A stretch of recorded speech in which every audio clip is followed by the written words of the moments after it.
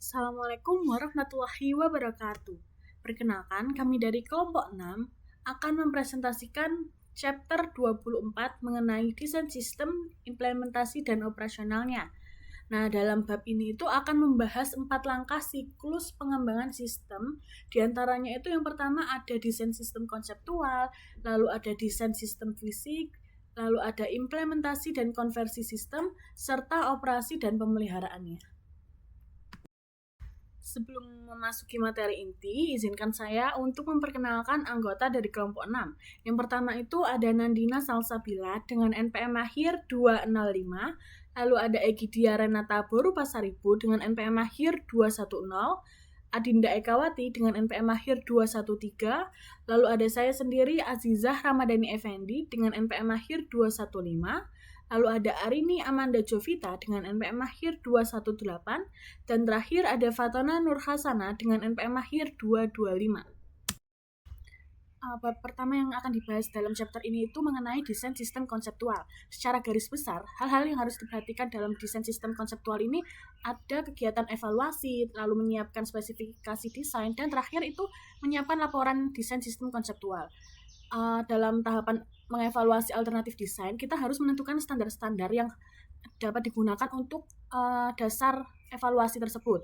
Standar-standar yang perlu diperhatikan itu yang pertama ada seberapa baik desain tersebut memenuhi tujuan organisasi dan sistem. Lalu yang kedua itu seberapa baik sih desain tersebut ini dapat memenuhi kebutuhan pengguna, lalu apakah desain tersebut itu layak secara ekonomi, dan terakhir itu bagaimana kelebihan dan kekurangan dari desain tersebut, dari alternatif desain tersebut. Lalu pada tahapan kedua itu kita harus mempersiapkan desain spesifikasinya. Elemen-elemen dalam spesifikasi desain konseptual itu ada yang pertama output. Karena sistem itu dirancang untuk memenuhi kebutuhan informasi pengguna, maka spesifikasi output itu harus disiapkan terlebih dahulu. Lalu elemen yang kedua itu ada tentang penyimpanan data. Keputusan penyimpanan data itu akan meliputi elemen data mana sih yang harus disimpan untuk menghasilkan laporan penjualan, lalu bagaimana elemen tersebut harus disimpan, dan jenis file atau basis data apa yang akan digunakan. Lalu elemen yang ketiga itu ada input. Pertimbangan desain input meliputi data penjualan mana yang akan dimasukkan, lalu lokasi penjualan dan jumlahnya, dan terakhir itu ada tentang di mana, kapan, dan bagaimana mengumpulkan data tersebut. Lalu elemen dalam menyiapkan spesifikasi desain yang terakhir itu ada prosedur dan operasi pemrosesan. Pertimbangan desain meliputi cara memproses data, lalu data tersimpan untuk menghasilkan laporan apa, dan urutan proses yang harus dilakukan itu diatur dalam prosedur dan operasi pemrosesan ini. Setelah menyiapkan spesifikasi desainnya, maka tahapan yang terakhir itu kita harus menyiapkan laporan desain sistem konseptual. Laporan ini akan merangkum aktivitas desain konseptual, memandu aktivitas desain fisik, dan mengomunikasikan bagaimana semua kebutuhan informasi akan terpenuhi, serta membantu para panitia pengarah menilai kelayakan. Komponen utama dalam laporan ini itu deskripsi satu atau beberapa desain sistem yang telah direkomendasikan. Selesai. Jadi, selama perancangan fisik, persyaratan AIS yang luas dan juga berorientasi pada pengguna, dari perencanaan konseptual diterjemahkan ke dalam spesifikasi yang terperinci yang digunakan untuk membuat kode dan juga menguji program komputer.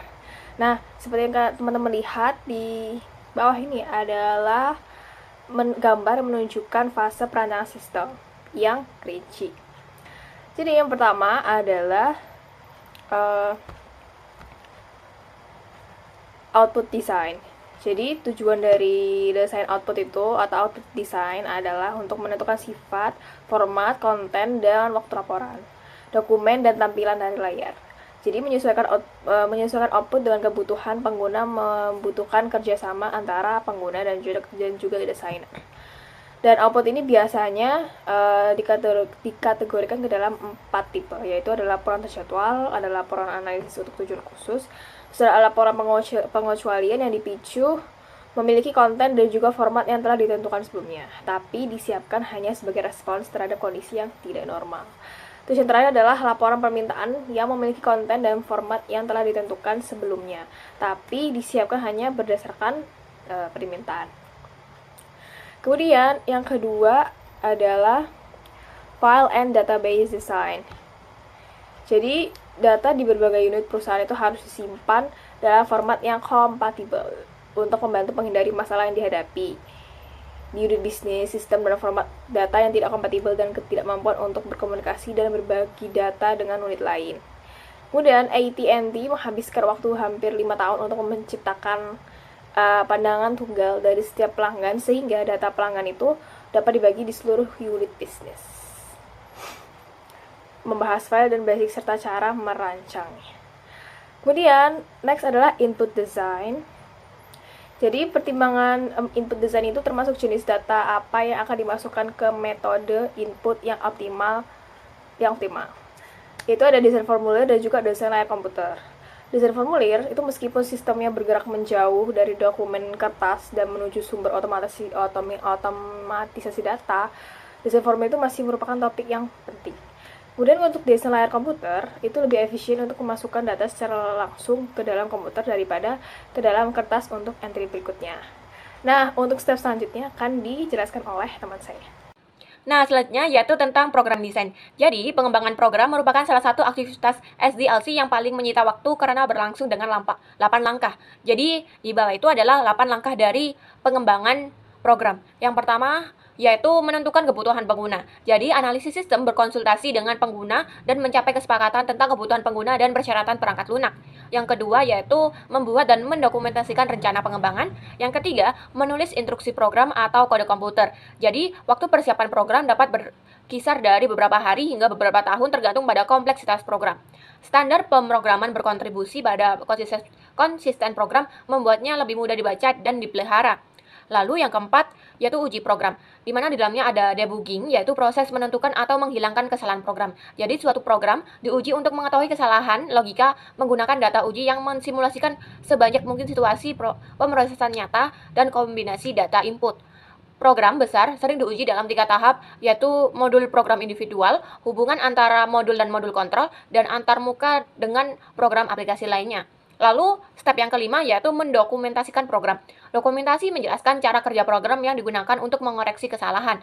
Dokumentasi program dapat meliputi flowchart, DFD, AR diagram, data model, record layout, atau deskripsi naratif. Nah, step yang keenam yaitu melatih pengguna program. Jadi dokumentasi program seringkali digunakan untuk melatih pengguna. Lalu yang ketujuh yaitu install system. Jadi semua komponen sistem termasuk program, perangkat keras diinstal, digabungkan, dan perusahaan dapat mulai menggunakan sistem tersebut. Nah, step yang terakhir yaitu menggunakan dan memodifikasi sistem. Jadi faktor-faktor yang mengharuskan program yang ada di revisi disebut sebagai pemeliharaan program atau program maintenance, yang meliputi permintaan laporan baru atau yang direvisi. Jadi perubahan masukan konten berkas atau nilai seperti tarif pajak, deteksi kesalahan, dan konversi ke perangkat keras baru. Nah, bagian selanjutnya yaitu tentang prosedur and control design. Jadi, desain prosedur dan kontrol dalam sistem informasi sangat penting untuk memastikan efektivitas, efisiensi, dan akurasi sistem. Prosedur harus dirancang untuk menjawab pertanyaan siapa, apa, kapan, di mana, mengapa, dan bagaimana terkait aktivitas sistem informasi, mencakup persiapan input, pemrosesan transaksi, deteksi dan koreksi kesalahan, kontrol, rekonsiliasi saldo, akses basis data, hingga instruksi untuk operator. Jadi, konsep garbage in, garbage out menekankan bahwa data yang tidak dikontrol akan menghasilkan informasi yang tidak andal. Akibatnya, kontrol yang baik harus diterapkan di setiap proses sistem untuk menghindari kesalahan atau kerugian yang besar. Lalu sebagai tambahan, laporan desain sistem fisik dapat digunakan oleh manajemen untuk mengevaluasi apakah proyek layak dilanjutkan ke tahap implementasi. Dengan prosedur dan kontrol yang memadai, organisasi dapat memastikan sistem informasi berjalan dengan optimal dan aman. Selanjutnya ada implementasi sistem. Jadi implementasi sistem itu tuh proses pemasangan perangkat keras dan perangkat lunak serta menyiapkan dan menjalankan sistem informasi akuntansi. Nah, ini ada perencanaan, pelaksanaan, dan persiapan lokasi. Jadi rencana implementasi itu tuh terdiri dari tugas-tugas implementasi, tanggal penyelesaian yang diharapkan, estimasi biaya, dan siapa yang bertanggung jawab atas setiap tugas tersebut. Rencana tersebut menetapkan kapan proyek harus selesai dan kapan sistem informasi akuntansi itu beroperasi. Nah, tim implementasi itu mengidentifikasi faktor-faktor yang mengurangi kemungkinan keberhasilan implementasi, dan rencana tersebut berisi strategi untuk mengatasi setiap faktor. Nah, berikut adalah merupakan flowchart dari kegiatan implementasi sistem itu sendiri.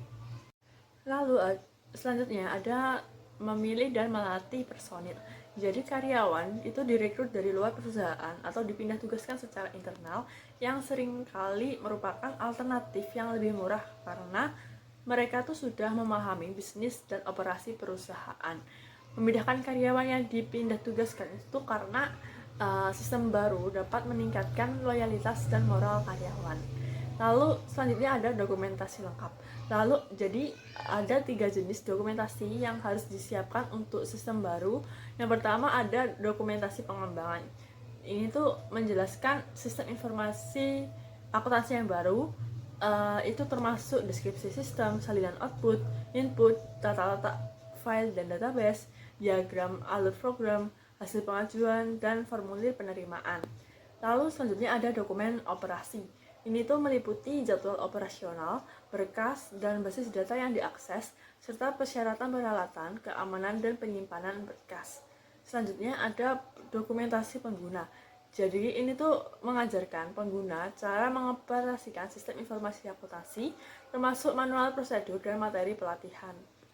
Selanjutnya kita akan membahas testing the system. Nah, apa sih testing the system itu?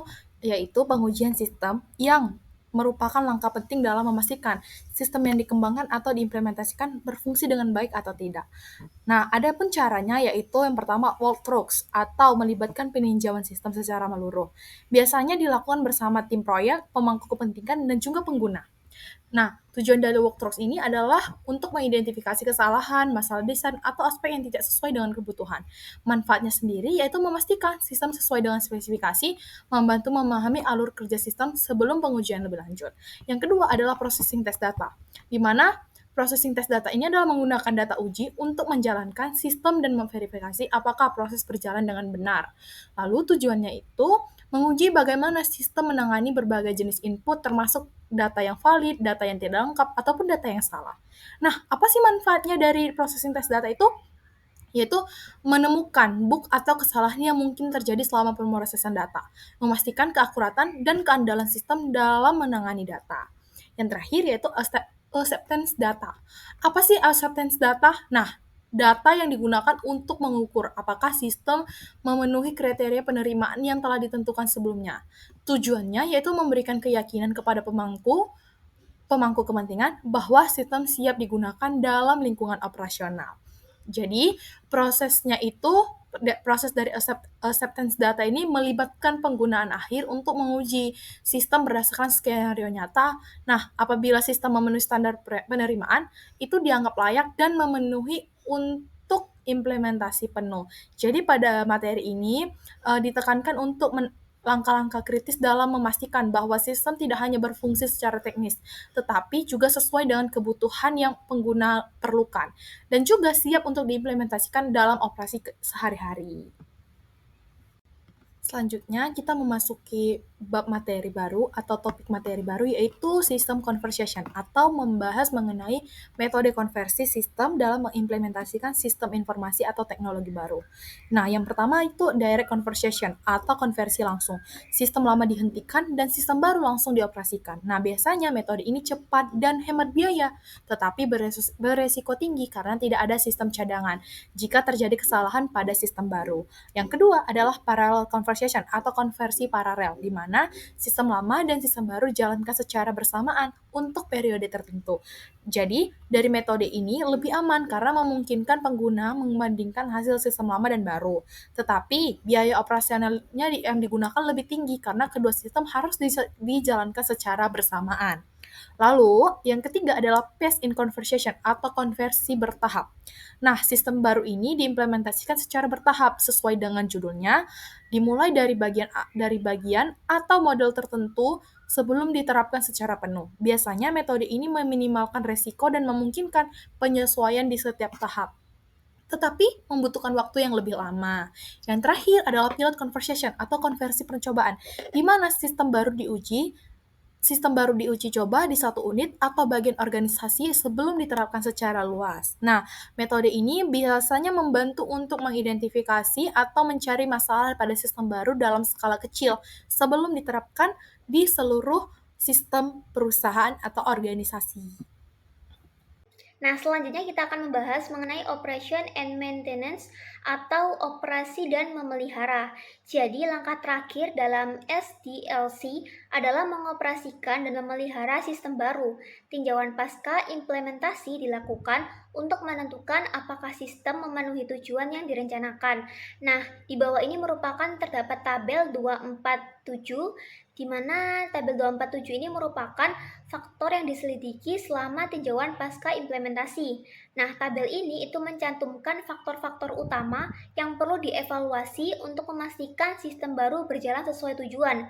Nah, terdapat beberapa faktor penting, yakni yang pertama ada tujuan dan sasaran, lalu yang kedua ada kepuasan, lalu yang ketiga ada manfaat, lalu yang keempat ada biaya, lalu yang kelima ada keandalan, lalu yang keenam ada akurasi, lalu yang ketujuh ada ketepatan waktu, lalu yang kedelapan ada kesesuaian, lalu yang kesembilan ada kontrol dan keamanan, lalu yang kesepuluh ada kesalahan, lalu yang ke-11 ada pelatihan, lalu yang ke-12 ada komunikasi, lalu yang ke-13 ada perubahan organisasi, dan yang terakhir yang ke-14 ada dokumentasi. Nah, jika ditemukan masalah, hal tersebut perlu segera dilaporkan kepada manajemen untuk tindakan korektif.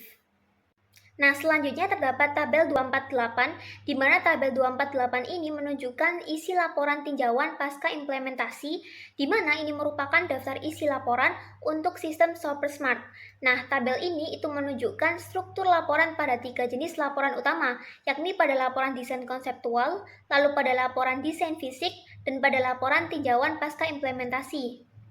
Nah, yang pertama kita akan membahas mengenai isi dari laporan desain sistem konseptual, yakni yang pertama ada ringkasan eksekutif desain sistem konseptual, lalu yang kedua ada gambaran, tujuan proyek, dan ringkasan temuan hingga saat ini, lalu yang ketiga ada desain konseptual yang direkomendasikan, lalu yang keempat ada asumsi dan masalah yang belum terselesaikan, lalu yang kelima ada ringkasan, dan yang terakhir yang keenam ada lampiran glosarium. Nah, selanjutnya yang kedua kita akan membahas mengenai isi dari laporan desain sistem fisik. Nah, yang pertama ada ringkasan eksekutif desain sistem fisik, lalu yang kedua ada gambaran tujuan proyek dan ringkasan temuan hingga saat ini, lalu yang ketiga ada rekomendasi desain fisik, lalu yang keempat ada asumsi dan masalah yang belum terselesaikan, lalu yang kelima ada ringkasan, dan yang keenam yang terakhir yakni ada lampiran glosarium. Lalu yang ketiga yang terakhir kita akan membahas mengenai isi dari laporan tinjauan pasca implementasi. Nah, yang pertama ada ringkasan eksekutif tinjauan pasca implementasi, lalu yang kedua ada gambaran proyek pengembangan, lalu yang ketiga ada evaluasi pengembangan, lalu yang keempat ada evaluasi tim pengembangan proyek, lalu yang kelima ada rekomendasi, dan yang keenam yang terakhir ada ringkasan. Nah, dapat disimpulkan bahwa isi dari ketiga laporan ini memiliki struktur yang hampir sama. Sekian video presentasi dari kelompok kami. Semoga apa yang kami sampaikan dapat bermanfaat. Terima kasih. Wassalamualaikum warahmatullahi wabarakatuh.